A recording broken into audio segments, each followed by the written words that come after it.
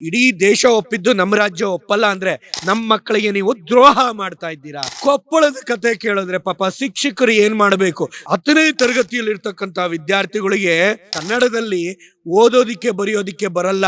7,000 ಮಕ್ಕಳು ಕೊಪ್ಪಳದಲ್ಲಿ ಇರ್ತಕ್ಕಂಥವ್ರು ಅಂದ್ರೆ ದುರಂತ ಅಲ್ವಾ? ಇದೊಂದು ರೀತಿ ಅಜ್ಞಾನ ಭಾಗ್ಯವನ್ನ ಕೊಡ್ತಾವ್ರ ಅಂತ ಅಲ್ಲ, ಇದು ರಾಜಕೀಯ ಇಚ್ಛಾಶಕ್ತಿ. ಇದು ಆ ಸರ್ಕಾರ ಹೇಳಿದ್ದು ನಾವ್ ಯಾಕೆ ಒಪ್ಬೇಕು, ಆ ಪಕ್ಷ ಹೇಳಿರೋದು ನಾವ್ ಯಾಕೆ ಒಪ್ಬೇಕು? ನೀವ್ ಯಾವ ಪಕ್ಷನಾರ ಇರಿ, ನೀವ್ ಯಾರೇ ಆಗಿರ್ಲಿ, ಮಕ್ಕಳಿಗೆ ಅನ್ಯಾಯ ಮಾಡಬೇಡಿ. ಸುಮ್ನೆ ಪಾಸ್ ಮಾಡಿ ಅವ್ರು ಯಾರೋ ತಂದ್ರು ನಾವ್ ತರಲ್ಲ ಅಂತ ಇವ್ರ ರಾಜಕಾರಣದಲ್ಲಿ ಶಿಕ್ಷಣ ವ್ಯವಸ್ಥೆ ಹಾಳು ಮಾಡ್ತಿದ್ದಾರೆ ಅಂತ ಸಿಂಗಲ್ ಲೈನ್ ಹೇಳ್ತಿದ್ದೀರಿ. ಯಾಕೆ ನಿಮಗೆ ಅವಮಾನನಾ ಅಥವಾ ಹೇಡಿತನನಾ? ಇವತ್ತಿನ ದಿನ 70,000 ಶಿಕ್ಷಕರು ಕೊರತೆ ಇದೆ ಅನ್ನತಕ್ಕಂತ ಅಂಶಗಳನ್ನ ಹೇಳಿದ್ರೆ ಮರ್ಯಾದೆ ಹೋಗುತ್ತೆ. ಶಿಕ್ಷಕರೇ ಇಲ್ಲದೆ ನೀವು ಪಾಠ ಹೇಳ್ಕೊಡಲ್ಲ, ಅದಕ್ಕೋಸ್ಕರ ಆ ಮಕ್ಕಳಿಗೆ ಫೇಲ್ ಆಗ್ತಾ ಇದ್ದಾರೆ ಅಂತ ಹೇಳೋ ಅಂತ ಅಪವಾದ ಬಂದ್ಬಿಡುತ್ತೆ ಅಂತನಾ? ಮಕ್ಕಳಿಗೆ ಶಿಕ್ಷಣವನ್ನ ಕೊಡ್ಬೇಕಾದ್ರೆ ಕ್ವಾಲಿಟಿ ಶಿಕ್ಷಣ ಕೊಡ್ಬೇಕಾಗತ್ತೆ. ಯಾಕಂತಂದ್ರೆ ಮುಂದೆ ಅವರು ಬದುಕ್ಬೇಕಾದ್ರೆ, ಬಾಳ್ಬೇಕಾದ್ರೆ, ಕೆಲಸ ಪಡಿಬೇಕಾದ್ರೆ ಆ ಸತ್ವ ಇದ್ರೆ ಮಾತ್ರ ಸಾಧ್ಯ. ಆದ್ರೆ ಪರವಾಗಿಲ್ಲ ಅಂತ ಯಾವ್ದೋ ಕಾರಣಕ್ಕೆ ಪಾಸ್ ಮಾಡಿ ಮುಂದಕ್ಕೆ ಕಳ್ಸಿ ಮಾರ್ಕ್ಸ್ ಕೊಟ್ಟು ಇವತ್ತು ಕಳ್ಸಿಬಿಟ್ರೆ ಅವ್ರನ್ನ ನಾವು ನಿಜವಾಗಿಯೂ ಅವ್ರ ಜೀವನದಲ್ಲಿ ಹಾಳು ಮಾಡ್ದಂಗೆ ಅನ್ನೋದು ಗೊತ್ತಿರ್ತಕ್ಕಂಥ ವಿಷಯ. ನಿಮ್ಗೆ ಗೊತ್ತಿರ್ಲಿ, ಈಸಿಯಾಗಿ ಸರ್ಟಿಫಿಕೇಟ್ ತಗೊಂಡು ಆಚೆ ಬಂದ್ರೆ ಅವ್ರ ಹತ್ರ ಸ್ಕಿಲ್ ಇಲ್ಲ ಅಂದ್ರೆ ಕಿಲ್ಡ್ ಅಂತ ಅರ್ಥ. ಅವರ ಇಡೀ ಜೀವಮಾನ ಹಾಳಾದಂಗೆ. ಆದ್ರೆ ಯಾವುದೋ ಕಾರಣಕ್ಕೆ ಸರ್ಕಾರಗಳು ಮಕ್ಕಳನ್ನ ಕನ್ನಡ ಬೇಸಿಕ್ ಕನ್ನಡ ಬರ್ದೇರೂ ಪಾಸ್ ಮಾಡಿ ಕಳ್ಸಂತ ಉದಾಹರಣೆಗಳು ನಮ್ಮ ಮುಂದೆ ಇದೆ. ಆದ್ರೆ ಸಂಘರ್ಷ ಆಗ್ತಿದೆ. ಕೇಂದ್ರದ ನೀತಿ, ರಾಜ್ಯದ ನೀತಿ, ಇದನ್ನ ಸ್ಪಷ್ಟವಾಗಿ ಯಾವುದೇ ಮುಲಾಜಿಲ್ದೆ ಮಾಡ್ತಿರೋ ತಪ್ಪು, ಅದು ಇಂಪ್ಲಿಮೆಂಟ್ ಆಗ್ಬೇಕು ಅಂತ ಹೇಳುವಂತ ಕನ್ನಡದ ಏಕೈಕ ವ್ಯಕ್ತಿ ಶಶಿಕುಮಾರ್ ಅವರು, ಕಾಮ್ಸ್ನ ನೇತೃತ್ವ ವಹಿಸೋರು, ಮುಖ್ಯಸ್ಥರು ನನ್ನ ಜೊತೆ ಇದ್ದಾರೆ. ಏನಾಗ್ತಾ ಇದೆ ಅಂತ ಯೋಚನೆ ಮಾಡೋದಕ್ಕೂ ಹೋದ್ರೆ ಎಲ್ಲಿಂದ ಶುರು ಮಾಡೋದು, ಎಲ್ಲಿಗೆ ಎಂಡ್ ಮಾಡೋದು ಅಂತ ಅರ್ಥ ಆಗ್ತಾ ಇಲ್ಲ. ಇವತ್ತಿನ ದಿನ ನಾವು ಹಲವಾರು ವರ್ಷಗಳಿಂದ 2014ರಿಂದನೇ ಈ ವಿಷಯವನ್ನ ಪ್ರಸ್ತಾಪ ಮಾಡ್ಕೊಂಡ್ ಬಂದ್ವಿ. ಕೇಂದ್ರ ಸರ್ಕಾರಕ್ಕೆ ಮನವಿ ಮಾಡಿದ್ವಿ. ಎಲ್ಲಿ ಈ ಪಾಸ್ ಮಾಡ್ತಕ್ಕಂಥ ವಿಷಯದಲ್ಲಿ ಸುಮ್ಮನೆ ಪುಕ್ಕಟ್ಟೆ 1ರಿಂದ 8ನೇ ತರಗತಿ ತನಕ ಪುಕ್ಕಟ್ಟೆ ಪಾಸು, 9ನೇ ತರಗತಿಯಲ್ಲಿ ಅನುಕಂಪ ತೋರಿಸಿ ಪಾಸು, 10ನೇ ತರಗತಿಯಲ್ಲಿ ಗದಾ ಪ್ರಹಾರ ಮಾಡಿ ಯಾವ ಗುಣಮಟ್ಟವನ್ನ ಕಾಪಾಡ್ತಾ ಇದ್ದೇವೆ. ಇವತ್ತು ಕೂಡ ನಾವು ನೋಡೋದಾದ್ರೆ 20 ಮಾರ್ಕು ಇಂಟರ್ನಲ್ ಅಲ್ಲಿ ತೆಗೆದುಕೊಳ್ಳುವಂತ ಮಗು 10 ಮಾರ್ಕು ಫೈನಲ್ ಎಕ್ಸಾಮ್ ಅಲ್ಲಿ ಪಡಿದೇನೆ ಫೇಲ್ ಆಗತ್ತೆ ಅಂದ್ರೆ ಇದಕ್ಕೆ ಕಾರಣ ಯಾರು?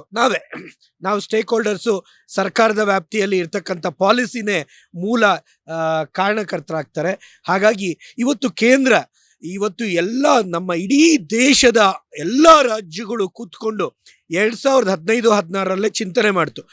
ಪ್ರತಿ ವರ್ಷದಿಂದ ವರ್ಷಕ್ಕೆ RTE ಕಾಯ್ದೆ ಬಂದ ನಂತರ ಅದರಲ್ಲಿ ಒಂದು ಅಂಶ ಇತ್ತು, ಯಾವುದೇ ಮಕ್ಕಳಿಗೆ ಫೇಲ್ ಮಾಡಬಾರ್ದು ಅಂತ. ಎಲ್ಲಿವರೆಗೂ? 8ನೇ ತರಗತಿ ತನಕ.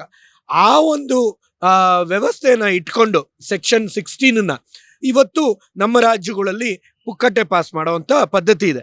ಆದ್ರೆ ಕೇಂದ್ರ ಸರ್ಕಾರ ಇಡೀ ದೇಶ ಎಚ್ಚೆತ್ತುಕೊಂಡು ಇದನ್ನ ಪರಿಶೀಲನೆ ಮಾಡಿ 2019ರಲ್ಲಿ ತಿದ್ದುಪಡಿ ಮಾಡುತ್ತೆ. ಆ ಸೆಕ್ಷನ್ 16ಕ್ಕೆ ತಿದ್ದುಪಡಿ ತಂದು ಕಡ್ಡಾಯವಾಗಿ ಒಂದು ಅವಕಾಶ ಕೊಟ್ಟು ಕನಿಷ್ಠ, ನಾವು ಮಾತನಾಡ್ತಾ ಇರ್ತಕ್ಕಂಥದ್ದು ಕನಿಷ್ಠ 5ನೇ ತರಗತಿ ವಿದ್ಯಾರ್ಥಿಗೆ ಬೇಸಿಕ್ ಗೊತ್ತಿಲ್ಲ ಅಂದ್ರೆ ಆ ಮಗುವನ್ನ ಕಷ್ಟಕರವಾಗತ್ತೆ ಮುಂದೆ ಕಲಿಯೋದಿಕ್ಕೆ. ಆಗ ಅವರಿಗೆ ಒಂದು ಅವಕಾಶ ಕೊಡಿ, ಹೆಚ್ಚುವರಿ ಕಲಿಕೆ ಕೊಡಿ.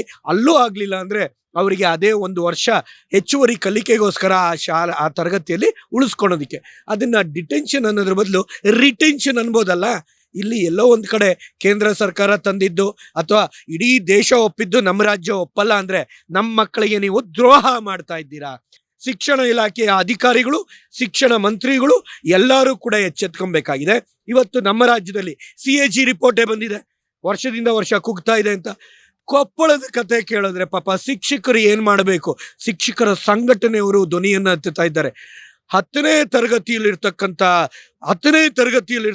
ವಿದ್ಯಾರ್ಥಿಗಳಿಗೆ ತನ್ನ ಮಾತೃಭಾಷೆ ಅಂದ್ರೆ ಕನ್ನಡದಲ್ಲಿ ಓದೋದಿಕ್ಕೆ ಬರೆಯೋದಿಕ್ಕೆ ಬರಲ್ಲ. 7,000 ಮಕ್ಕಳು ಕೊಪ್ಪಳದಲ್ಲಿ ಇರ್ತಕ್ಕಂಥವ್ರು ಅಂದ್ರೆ ದುರಂತ ಅಲ್ವಾ? ಕನ್ನಡ ಭಾಷೆ, ತನ್ನ ಮಾತೃಭಾಷೆ ಕನ್ನಡ ಓದಕ್ಕೆ ಬರೆಯೋಕ್ಕೆ ಬರಲ್ಲ ಅಂತ ಅವರು ಆ ಒಂದು ವರದಿಯನ್ನ ಕೊಟ್ಟಿದ್ದಾರೆ. ಎಲ್ಲೋ ಒಂದು ಕಡೆ ನಾವು ನಿಜವಾಗ್ಲೂ ದ್ರೋಹ ಮಾಡ್ತಾ ಇದ್ದೀವಿ, ಅನ್ಯಾಯ ಮಾಡ್ತಾ ಇದ್ದೀವಿ. ಸಿಂಗಲ್ ಹೇಳ್ಬೇಕು ಅಂದ್ರೆ ಇದೊಂದು ರೀತಿ ಅಜ್ಞಾನ ಭಾಗ್ಯವನ್ನ ಕೊಡ್ತಾವ್ರ ಅಂತ ಇರಬಹುದೇನೋ. ಅನೇಕ ಭಾಗ್ಯಗಳಲ್ಲಿ ಇದರಲ್ಲಿ ಸರ್ಕಾರದ ಕೆಲ ಇಚ್ಛಾಶಕ್ತಿ. ಯಾಕಂದ್ರೆ ಕರೆಕ್ಟ್ ಆಗಿ ಗಾಡಿ ಓಡಿಸೋನ್ DL ಕೊಟ್ರೆ ಅಪಘಾತ ಮಾಡ್ದಂಗ್ ನೀಟಾಗಿ ಹೋಗ್ತಾನೆ. ಹಂಗೆ ಎಜುಕೇಶನ್ ಬೇಕಾಬಿಟ್ಟಿ ನಂಬರ್ ಕೊಟ್ಟು ಪಾಸ್ ಮಾಡಿದ್ರೆ ಅಪಘಾತ ಆದ್ರೆ ಬೇರೆಯವರು ಸಾಯ್ತಾರೆ, ಇವರು ಸಾಯ್ತಾರೆ. ಆದ್ರೆ ವಿದ್ಯಾರ್ಥಿ ದೆಸೆಯಲ್ಲಿ ಸರ್ಟಿಫಿಕೇಟ್ ನ ಬೇಕಾಬಿಟ್ಟಿಂಗ್ ಪಾಸ್ ಮಾಡಿ ಕಳ್ಸ್ಬಿಟ್ರೆ ಅಜ್ಞಾನದ ಸಮಾಜ ನಿರ್ಮಾಣ ಮಾಡ್ತೀವಿ ಅನ್ನೋ ಪರಿಜ್ಞಾನ ಇಲ್ವಾ ಅಂತ ನಾನು ಕೇಳೋದು. ಅಲ್ಲ, ಇದು ರಾಜಕೀಯ ಇಚ್ಛಾಶಕ್ತಿ. ಇದು ಇಲ್ಲೆಲ್ಲೋ ಒಂದ್ ಕಡೆ ತೂತು ಮೇಮೆ. ಆ ಸರ್ಕಾರ ಹೇಳಿದ್ದು ನಾವ್ ಯಾಕೆ ಒಪ್ಬೇಕು, ಆ ಪಕ್ಷ ಹೇಳಿರೋದು ನಾವ್ ಯಾಕೆ ಒಪ್ಬೇಕು. ನೀವ್ ಯಾವ ಪಕ್ಷನಾರ ಇರಿ, ನೀವ್ ಯಾರೇ ಆಗಿರ್ಲಿ, ಮಕ್ಕಳಿಗೆ ಅನ್ಯಾಯ ಮಾಡಬೇಡಿ. ಈ ಸಮಾಜದ ಮಕ್ಕಳಿಗೆ, ಅದರಲ್ಲೂ ಸರ್ಕಾರಿ ಶಾಲೆಯಲ್ಲಿ, ಖಾಸಗಿ ಅನುದಾನ ರಹಿತ ಶಿಕ್ಷಣ ಸಂಸ್ಥೆಯಲ್ಲಿ ಇರ್ತಕ್ಕಂಥ ರಾಜ್ಯ ಪಠ್ಯಕ್ರಮ ಆಗಿರ್ಬೋದು, ಇವತ್ತು ಅತ್ಯಂತ ಶೋಷಣೆಗೆ ಒಳಗಾಗ್ತಾ ಇದ್ದಾರೆ ಅಂತ ಹೇಳ್ಬೋದು. ಯಾಕೆಂದ್ರೆ ನೀವು ಬುದ್ಧಿ ಇಟ್ಕೊಂಡು ಈ ಕಾಯ್ದೆಗಳು ಮಾಡ್ತಾ ಇದ್ದೀರಾ. ಅವಿವೇಕಗಳು ಕೆಲವರು ಶಿಕ್ಷಣ ತಜ್ಞರು ಅಂದ್ಕೊಂಡು ಈ ಒಂದು ಇದರ ಹಿಂದೆ ಇದ್ದಾರೆ. ಅದು ಕೂಡ ದುರಂತ. ಯಾಕೆಂದ್ರೆ ಅವ್ರಿಗೆ ಮಕ್ಕಳು ಎಲ್ಲ ದೊಡ್ಡವರಾಗ್ಬಿಟ್ಟಿರ್ತಾರೆ. ಅವ್ರಿಗೆ ಇವತ್ತು ಸಿಂಪತಿ ಅಥವಾ ಪುಕ್ಕಟೆ ಪ್ರಚಾರ ವೈಜ್ಞಾನಿಕವಾಗಿ ನಾವು ಹೇಳ್ತಕ್ಕಂಥದ್ದು. ನಾವಿಲ್ಲಿ ಯಾವುದೇ ಪಕ್ಷ ಇಲ್ಲ, ಯಾವುದೇ ಮಕ್ಕಳ, ಯಾವುದೇ ಪಾಲಕ ಪೋಷಕರ, ಯಾವುದೇ ಸರ್ಕಾರ, ಯಾವುದೇ ಶಿಕ್ಷಣ ಸಂಸ್ಥೆ ಪರ ಅಲ್ಲ. ವೈಜ್ಞಾನಿಕವಾಗಿ ನೋಡೋದಾದ್ರೆ ಮೊದಲು 10 ವರ್ಷದೊಳಗೆ ನರಮಂಡಲದ ರಚನೆಗೆ ಅತಿ ಹೆಚ್ಚಿನ ಸಾಮರ್ಥ್ಯ ಇರುತ್ತೆ. ಅಂತ ಟೈಮಲ್ಲಿ ಕೊಡ್ಲಿ ಆಗ್ತಾ ಇದ್ದೀರಲ್ಲ, ಇದು ನೀವು ಮಾಡ್ತಾ ಇರೋಂಥ ದ್ರೋಹ. ಅವ್ರು ಯಾರೇ ಇರ್ಲಿ, ನಮ್ಮಲ್ಲಿರ್ತಕ್ಕಂಥ ಮಕ್ಕಳೇ ಇವತ್ತಿನ ಮಕ್ಕಳೇ ಮುಂದಿನ ಪ್ರಜೆಗಳು, ದೇಶ ಕಟ್ಟೋರು ಅವರೇ. ಅವ್ರಿಗೆ ಸರಿಯಾಗಿ ಗಟ್ಟಿಯಾಗಿ ಅವ್ರಿಗೆ ಶಿಕ್ಷಣ ಕೊಡದೆ ಅವ್ರನ್ನ ಬೇಕಾಬಿಟ್ಟಿ ಸುಮ್ಮನೆ ಪಾಸ್ ಮಾಡಿ ಅವ್ರು ಯಾರೋ ತಂದ್ರು ನಾವು ತರಲ್ಲ ಅಂತ ಇವ್ರ ರಾಜಕಾರಣದಲ್ಲಿ ಶಿಕ್ಷಣ ವ್ಯವಸ್ಥೆ ಹಾಳು ಮಾಡ್ತಿದ್ದಾರೆ ಅಂತ ಸಿಂಗಲ್ ಲೈನ್ ಹೇಳ್ತಿದ್ದೀರಿ.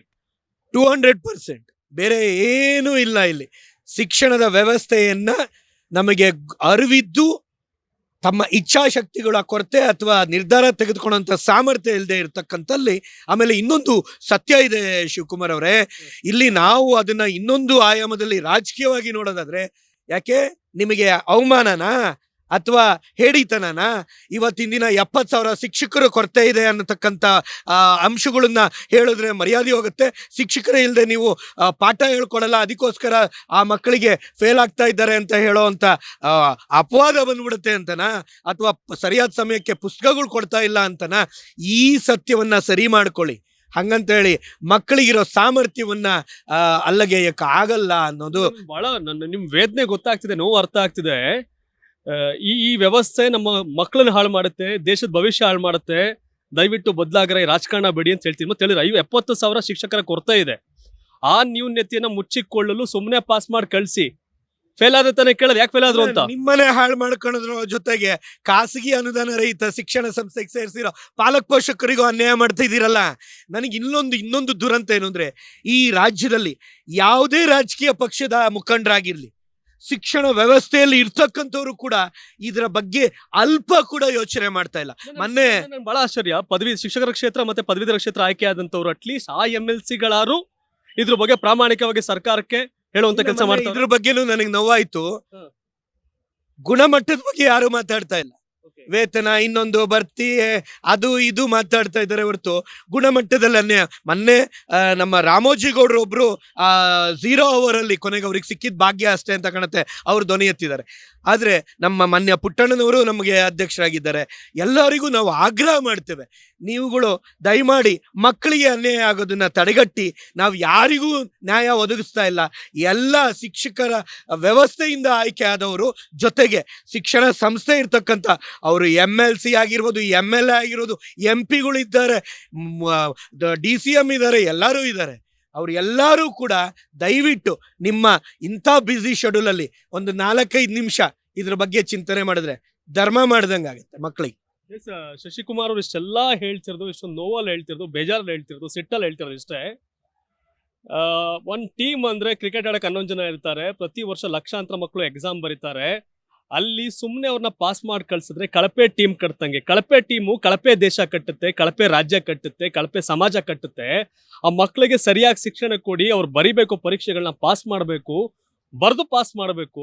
ಬೇಕಾಬಿಟ್ಟು ಕೊಪ್ಪಳ ಉದಾಹರಣೆ ಕೊಟ್ರು.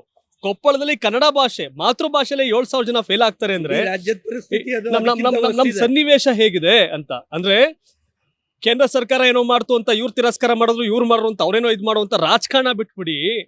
ಎಲ್ಲಾ ಪಾರ್ಟಿಗೂ ಹೇಳೋದಿಷ್ಟೇ, ರಾಜಕಾರಣ ಬಿಟ್ಟು ಮಕ್ಕಳ ದೃಷ್ಟಿಯಲ್ಲಿ ಯೋಚನೆ ಮಾಡಿ.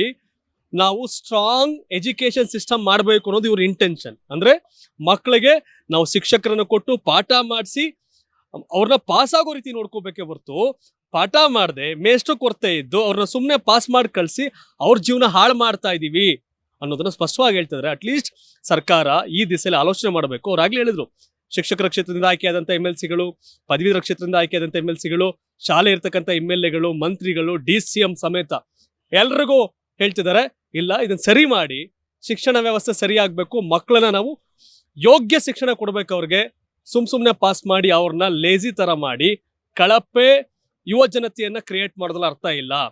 ಅಂದ್ರೆ ಸ್ಟ್ರೆಂತೇ ಇರಲ್ಲ ಅವ್ರಿಗೆ, ಪಾಠನೇ ಅಂದ್ರೆ ಲೈಕ್ ಫೇಲ್ ಆಗಿರೋ ಫೇಲ್ ಮಾಡಿ ಪಾಸ್ ಆಗಕ್ಕೆ ಮತ್ತೆ ಅವ್ರಿಗೆ ಓದ್ತಾರೆ. ನೀವೇನು ಸಾಮರ್ಥ್ಯ ಇದೆ ಅವರಿಗೆ, ಖಂಡಿತವಾಗ್ಲೂ ಅವ್ರ ದೇಹದಲ್ಲಿ ಸಾಮರ್ಥ್ಯ ಇದೆ. ಎಕ್ಸೆಪ್ಷನ್ ಯಾರೋ ಕಲಿಕಾ ನ್ಯೂನ್ಯತೆ ಇರ್ತಕ್ಕಂಥ ಮಕ್ಕಳು ಒಂದು 2-5% ಬರ್ತಾರೆ, ಅವ್ರಿಗೆ ಮಾನದಂಡ ಇದೆ, ಅವರಿಗೆ ಪಾಸ್ ಆಗೋದಕ್ಕೆ ಬೇರೆ ಬೇರೆ ಮಾನದಂಡ ಇದೆ. ಆದ್ರೆ ಸಾಮಾನ್ಯವಾಗಿ ಸಾಮರ್ಥ್ಯ ಇರೋಂಥ ಮಗುಗೆ ಕೊಡ್ಲಿ ಪೆಟ್ಟು ಹಾಕಬಾರ್ದು ಅನ್ನತಕ್ಕಂಥದ್ದು ಇಲ್ಲಿ. ಯಾಕೆಂದ್ರೆ ಆ ಮಗುವನ್ನ ಗಿಡವಾಗಿ ಬಾಗೋದು ಮರವಾಗಿ ಬಾಗಿತೆ ಅನ್ನತಕ್ಕಂಥದ್ದು ನಮ್ಗೆಲ್ಲ ಗೊತ್ತಿದ್ರು ಕೂಡ ಗಿಡವಾಗಿ ಹಾಳು ಮಾಡ್ತಾ ಇದ್ದೇವೆ. ಇಲ್ಲಿ ಆಗಬಾರ್ದು. ಸಂದೇಶ ಕೊಡ್ತೀರಿ ಸರ್ಕಾರಕ್ಕೆಲ್ಲ? ನೀವು ಹೇಳ್ತಿದ್ರಿ ಪೇರೆಂಟ್ಸ್ಗೆ ಸಂದೇಶ ಕೊಡ್ತೀರಿ? ಪೇರೆಂಟ್ ಧ್ವನಿ ಎತ್ತಬೇಕಾಗಿದೆ. ಇವತ್ತು ಪೇರೆಂಟೇ, ನಿನ್ನೆ ಒಂದು ಕಾರ್ಯಕ್ರಮಕ್ಕೆ ಹೋಗಿದ್ದೆ, ನನ್ನ ಇಡೀ ಪೇರೆಂಟ್ ಸಮುದಾಯ 1,500 ಜನ ಕೂತಿದ್ರು. ನಾನು ಕೇಳಿದೆ, ನಿಮ್ಮ ಮಕ್ಕಳು ನಿಮ್ಮ ಮಾತು ಕೇಳ್ತಾ ಇದ್ದಾರಂತ. ಒಂದು 10-20 ಜನ ಕೂಡ ಕೈ ಎತ್ತಲಿಲ್ಲ. ಅಂದ್ರೆ ಎಲ್ಲವನ್ನು ಕಲಿತಾ ಇದ್ದಾರೆ, ಎಲ್ಲಾ ಕಲಿಕೆಗೆ ಸಾಮರ್ಥ್ಯ ಇದೆ. ವಿದ್ಯಾ ಒಂದು ಬಿಟ್ಟು, ಅಂದ್ರೆ ಕೆರಿಕ್ಯುಲಮ್ ಏನ್ ನಾವು ಪಠ್ಯ ಕೊಡ್ತಾ ಇದೀವಲ್ಲ, ಪಠ್ಯ ಒಂದು ಬಿಟ್ಬಿಟ್ಟು. ಯಾಕೆ ಅಂದ್ರೆ ಆಸಕ್ತಿ ಇಲ್ಲ, ಗ್ಯಾರಂಟಿ ಬೇಕಾಗಿಲ್ಲ ಅವರಿಗೆ, ಹೆಂಗಿದ್ರು ಪಾಸ್ ಆಗ್ತೀವಿ ಅನ್ನೋಂಥ ಒಂದು ನಂಬಿಕೆ ಇರೋದ್ರಿಂದ ಆ ಪ್ರಯತ್ನಕ್ಕೆ ಮುಂದಾಗ್ತಾ ಇಲ್ಲ ಮಕ್ಕಳು. ಹಾಗಾಗಿ ಮಕ್ಕಳಿಗೆ ಇರುವಂಥ ಸಾಮರ್ಥ್ಯವನ್ನ ನಾವೇ ಚಿಗುಡ್ತಾ ಇದ್ದೇವೆ, ಅದು ಆಗಬಾರ್ದು. ಹಾಗಾಗಿ ಪಾಲಕ ಪೋಷಕರು ಕೂಡ ಎಚ್ಚೆತ್ಕೊಳ್ಳಿ.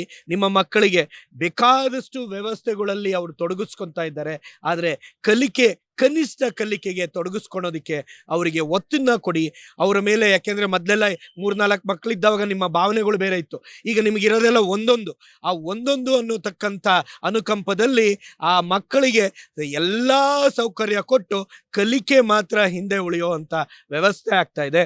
ಇವತ್ತು ಪೈಪೋಟಿನ ಜಗತ್ತು, ಇವತ್ತು ಪ್ರತಿಯೊಂದು ನಾನು ಒಟ್ಟಾರೆ ಕಲಿಕೆ ಆಗ್ಬೇಕು ಅಂತೀನಿ, ಅಂದ್ರೆ ಹೋಲಿಸ್ಟಿಕ್ ಕಲಿಕೆ ಆಗ್ಬೇಕು ಅಂತೀವಿ.